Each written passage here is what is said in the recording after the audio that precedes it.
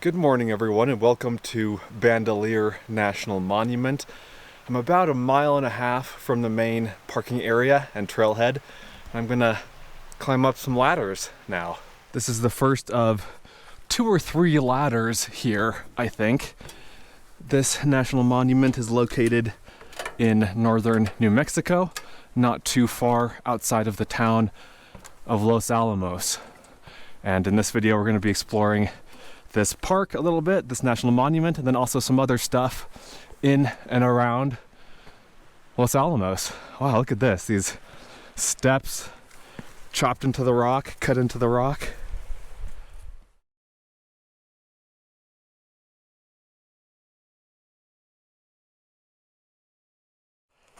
And then this little footpath worn through the rock. So this rock is relatively soft as far as rocks go. It's called volcanic tuff, T-U-F-F. And it's essentially solidified ash from a volcano.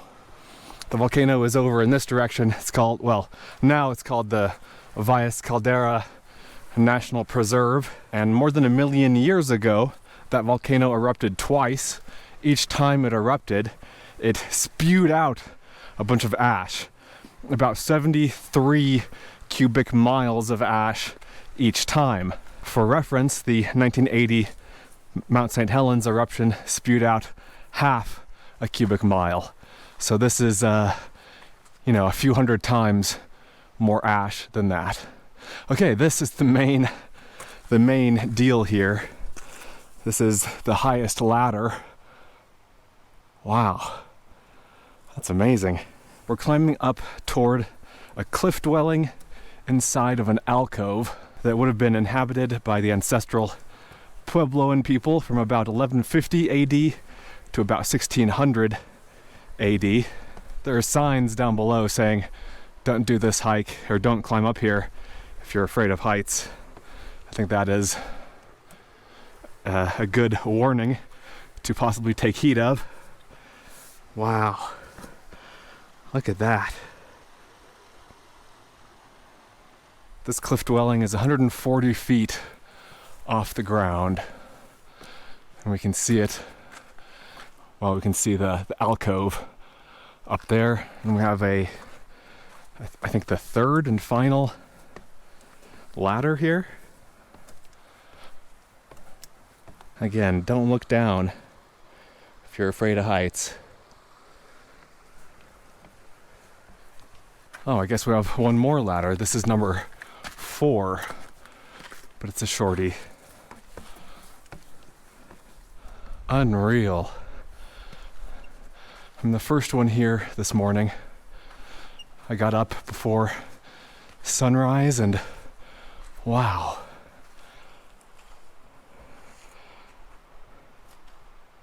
Wow. Here's looking out from as far back in the cave, the overhang that I can get. What a view to wake up to. I can't believe that people lived here. That is unreal. So we have a few things of note here. There is a rope, little barrier here, so we can't go back closer against the wall here. But there are some holes in the wall, and so logs would have been sticking out of each one of those. That would have formed the roof of the dwellings that were here. And then we have a kiva. So these are round, usually subterranean meeting places that serve religious and political and social functions. This was excavated in 1908, and since then the top section of walls and the roof have been replaced. But the location, the base is original. Man, 140 feet off the ground. Such a cool spot. And getting up here, those steps and those ladders, just amazing. And look at these 2 little caves right here. These would have been part of, or I guess extensions of, the homes that were here. Because again, you can see those holes. And so the buildings would have been right here, the structures, and then these would have been little offshoots. That's so cool. I wonder if these have been enlarged at all or if they were just naturally this size. And did I say that this is called Alcove House? I don't remember if I did or not, but the trail getting here is called the Alcove House Trail. That's what all of these ladders and steps are a part of. And that trail is an offshoot of what's called the Pueblo Loop Trail, or the main trail, which is out there. And so once we get back down to, terra firma down here, we're gonna continue back along the main trail, along the Pueblo Loop Trail. Gonna backtrack a little bit and see some other pretty darn neat Native American sites. There is a limit of 15 people that can be up here at one time, given just the nature of this with the climbing and also just the size of it. It can't handle a lot of people. I can't think of anything else like this in a national monument. This is a neat one. This one is worth traveling for.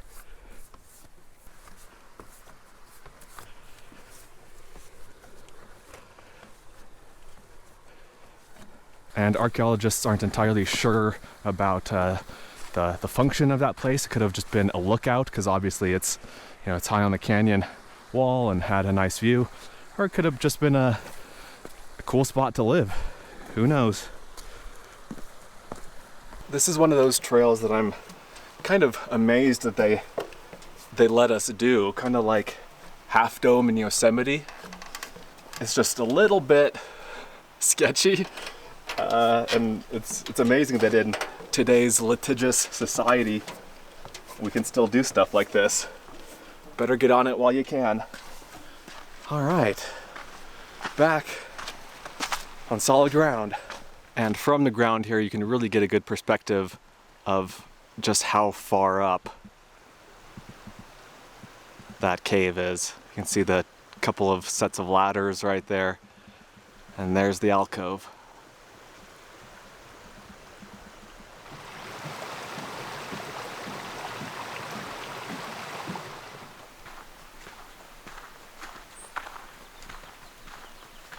And as you walk through this canyon, you can look over to the cliff and see again the rows of holes where the roof line would have been of those ancient buildings, and again making use of the natural holes and caves in the rock. And there are more over here. And lots more down the canyon too.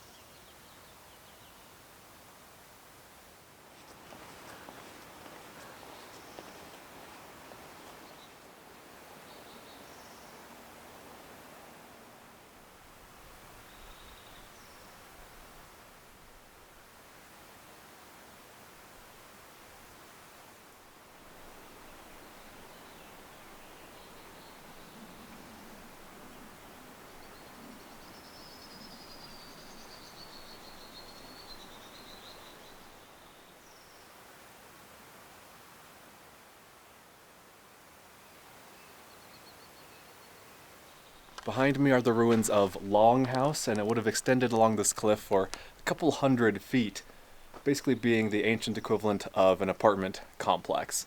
And the residents here would have had to stand on top of the roof of their 1 to 2 story apartments here in order to inscribe the petroglyphs that we see higher up on the cliff.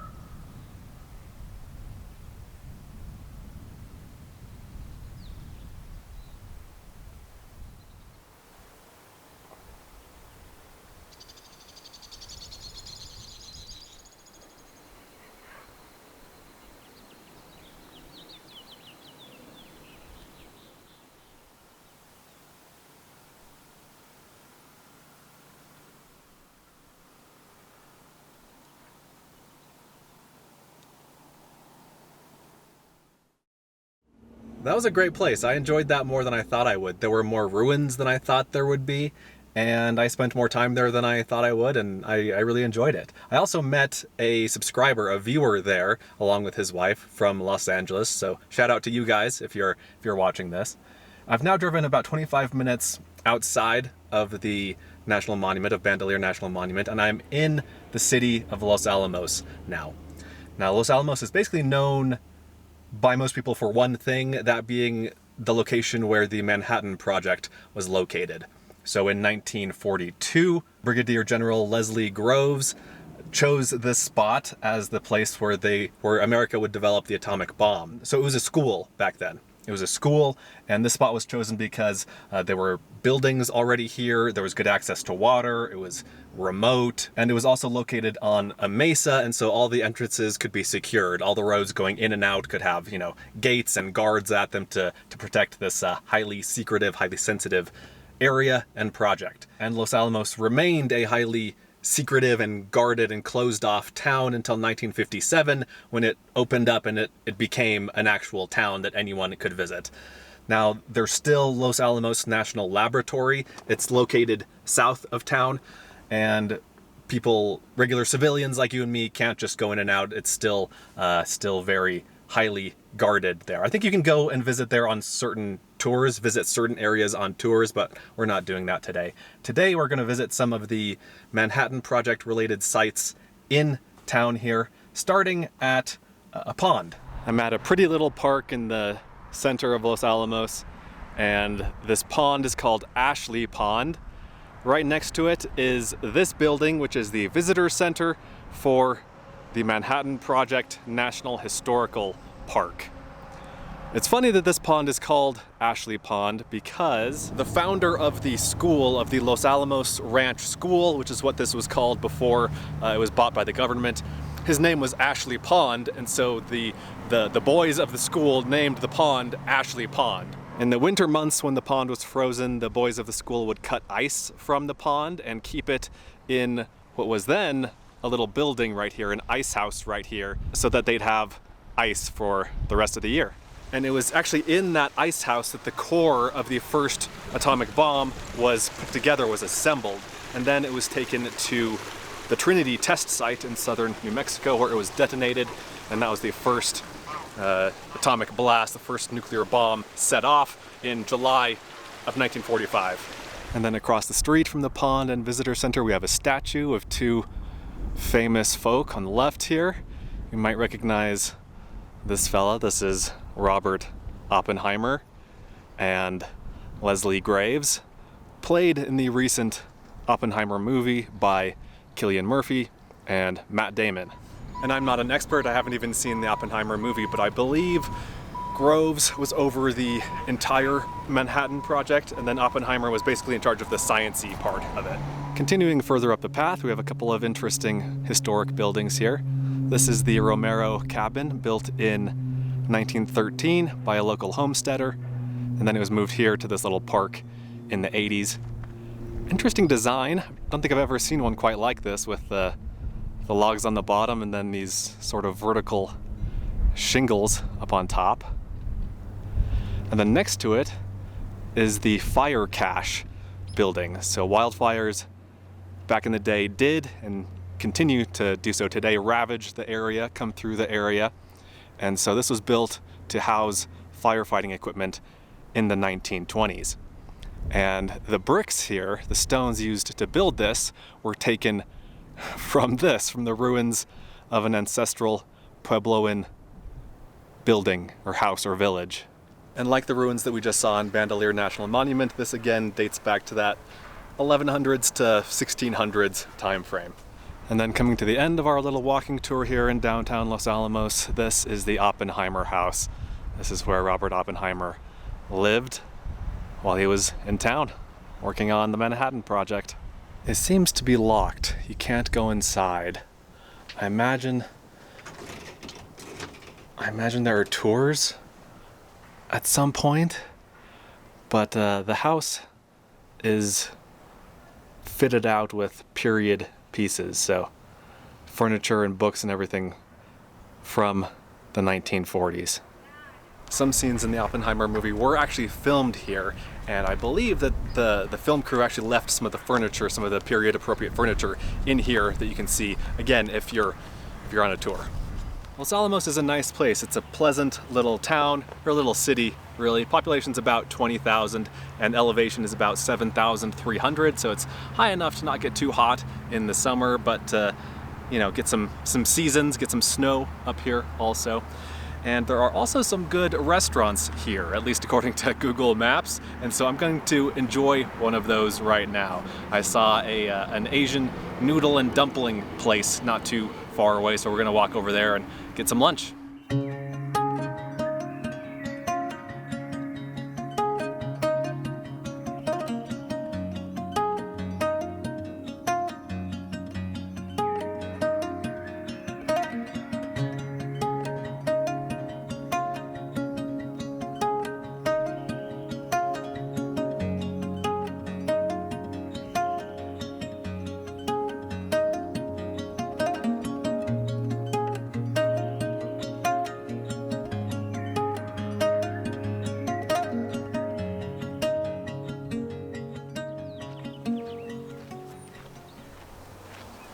Those were excellent, excellent dumplings. I'm tempted to go back there after this hike and get some more, or get some soup or something else.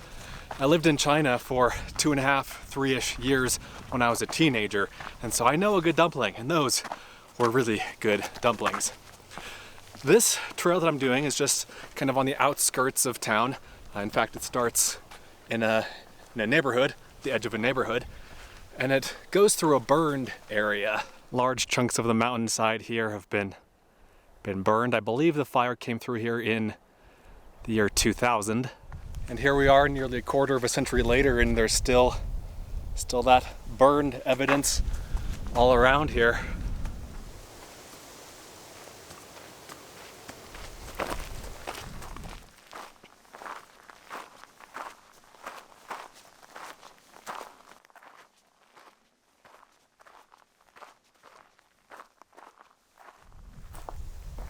I'm leaving the main trail here to take this little side trail. It's easy to miss, it's not signed. I actually did miss it. I went another 100 or 200 feet up the trail, but I'm pretty sure this is where I'm supposed to be.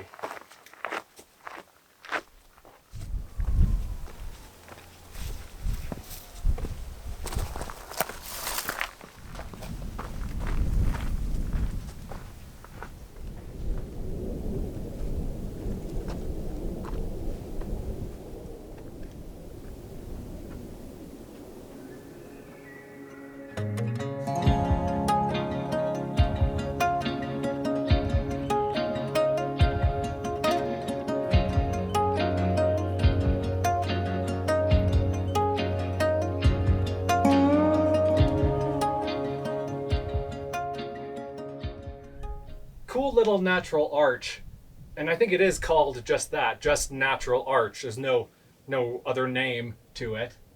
And it took about 45 minutes to get here.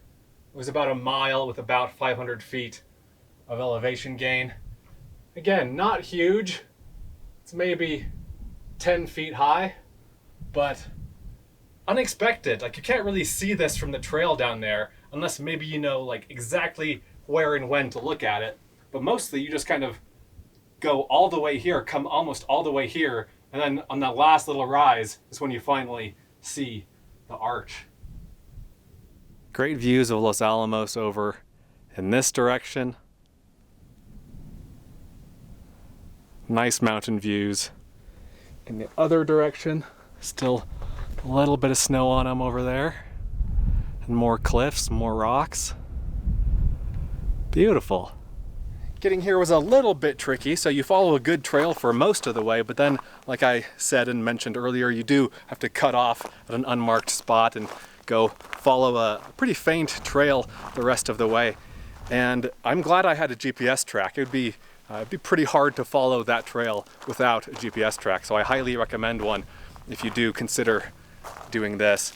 I think I got mine either from All Trails or I traced it on CalTopo. I don't remember. Also, I wouldn't necessarily recommend it for kids because it's pretty steep in here and there is some scrambling you have to do to get up here. not very straightforward, not super simple. And so from here, I think I want to go on another hike. I'm feeling good. I have daylight left. I want to go to the top of this little hill right here. Now there is a trail that goes up there, but to stay on trails the entire way, I'd have to go all the way back to this water tank thing, and then, I mean, that's almost all the way to the trailhead, and then all the way over this way, and then up. I think, now I might come to regret this, but I think I'm just gonna go straight across, which means once I get back down to the main trail, which is kind of in the little mini canyon down here, once I get back there, I go up and over this, and then I think down and then up and over this next ridge to the trail. I don't know, there's a trail somewhere over there that I'll catch, but I'd like to do this entire adventure as a loop more than just out and back, and then out and back. Wish me luck. Lots of thorns in these bushes and trees.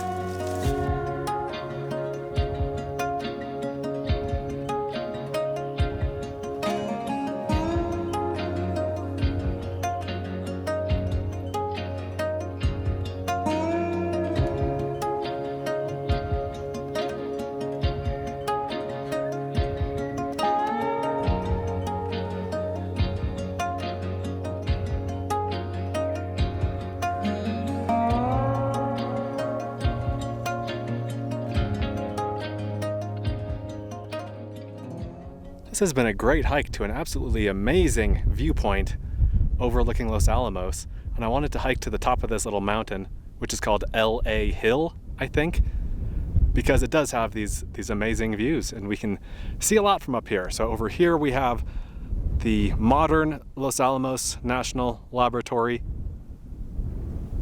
whereas back in World War II it was kind of in the center of Los Alamos, which is here. The town of Los Alamos is right here, and then the laboratory, the modern lab, is over there, and they continue to do nuclear weapons research. And then over here we have the southern end of the Sangre de Cristo Mountains that start up in Colorado. I think over here they're like 11,000 feet, maybe 12. Then we get into some 13,000 foot peaks over here, and they go on to the 14,000 foot peaks in Colorado. And then over here somewhere is where the natural arch was. So we've made a nice semi-loop. The parking area, we can see the parking lot just right here. So I hiked up this way, past the water thing, up to the arch over here, over these couple of little canyons, and then along the ridge to here. Also, Santa Fe is somewhere over there, kind of toward the far right end, the bottom end of the Sangre de Cristos. I think I can kind of see it right here, but I can't really show it to you. It's just like some haze out there. Man, I love this. I love getting views of cities from above, whether that's from a mountain or like from a tall building. I love it. I much prefer this sort of thing to actually being in the town. Although again, I do like Los Alamos, but it's nice to be out in nature. Los Alamos kind of reminds me of Helena, Montana a little bit, in that it's kind of sloping and kind of on, or like up against the mountains, and there are lots of trails like right from the edge of town and even within the town itself. So if you're familiar with Helena and you haven't been here, you have a point of reference. It is now 2:38. It took me like an hour and 15 minutes to get here from the arch, and pretty pleasant, all things considered. Could have been much worse. Again, I had some sections of bushwhacking, but it really wasn't too bad. From here, I'm gonna relax and rehydrate a little bit, and then hike back down to the car, and then I have some driving to do up toward Taos, in the direction of Taos, and then I'm gonna go find a campsite over there, and I'll meet back up with you guys somewhere at a dispersed campsite, hopefully with great views and no other people around. Real quick before I leave the top of this little hill, I just realized that there's a little bench right here with those amazing views. I was talking to you guys right here right on the other side of this clump of bushes and logs, and so I didn't see it until I was about to take off. But yeah, nice little spot. All right, see you guys at camp.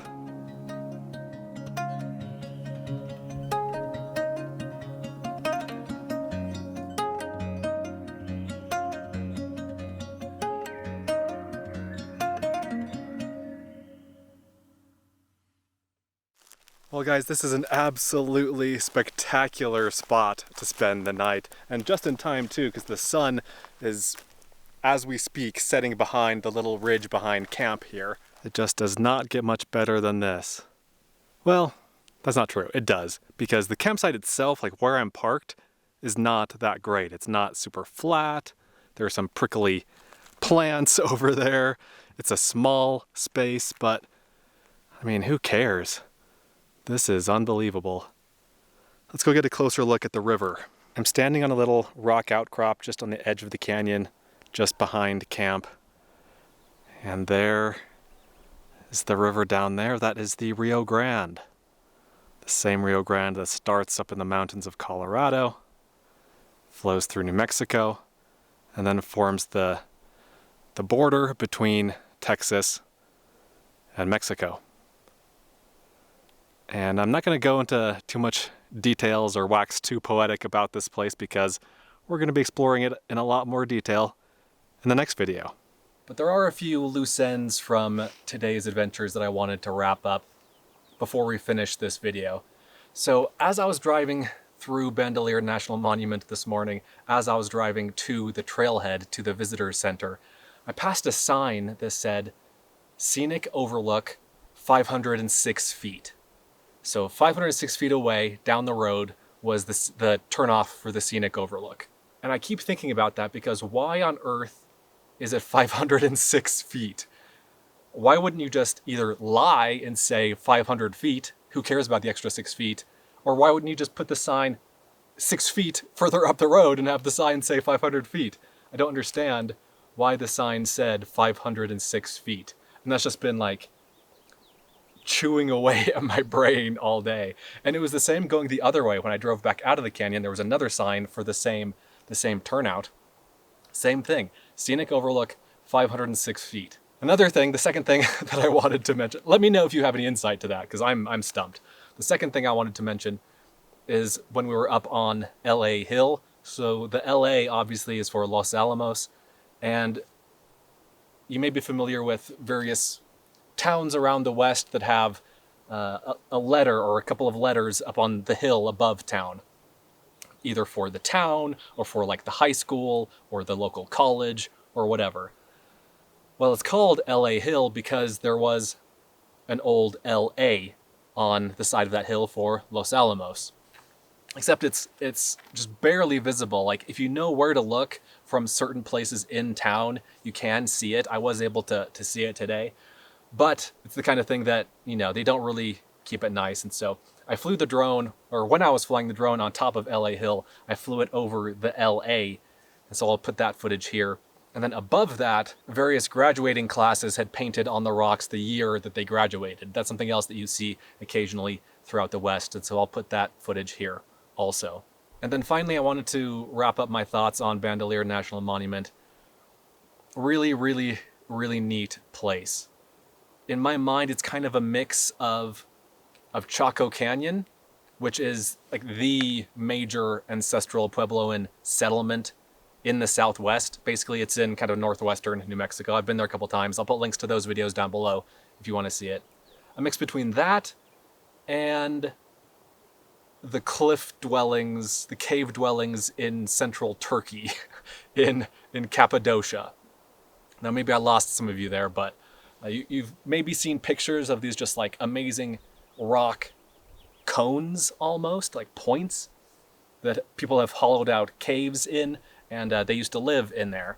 And I've been there, and I'll try to put some pictures here if I can find them. And that really is kind of an old world version of what I saw today, because there too, so in Cappadocia in Turkey, that rock is volcanic tuff, also from volcanic explosions that happened however many thousands or millions of years ago. And so the locals just carved out either existing caves or, you know, just started scooping out the soft rock, and centuries later they had like entire towns, entire villages in the rocks. And so today we saw the Native American version of that, and it was really, really cool. And I think that's gonna wrap it up, guys. It's been a long day. I'm tired. I'm gonna go relax. I'm gonna go think about those fried dumplings that I had earlier today and how good those were, and how I can get back there sometime in the near future to have some more of those. But I hope you guys enjoyed the video. Thanks for watching. Let me know what you think. Let me know what your favorite part was. Let me know if you have any questions. Let me know what your experiences have been like in this area in Los Alamos and Taos. And I didn't really show Taos, but I drove through there today, and Bandelier National Monument and all that good stuff. So thanks again for watching. I'll see you guys in the next one. Be sure to check out Adventure Know-How, my new site, where you can gain access to a map of all of my free campsites, plus monthly bonus videos that you won't find anywhere else. Learn more at adventureknowhow.com. And for links to everything else SUV RVing related, visit suvrving.com. Links to these sites and more will be in the video description.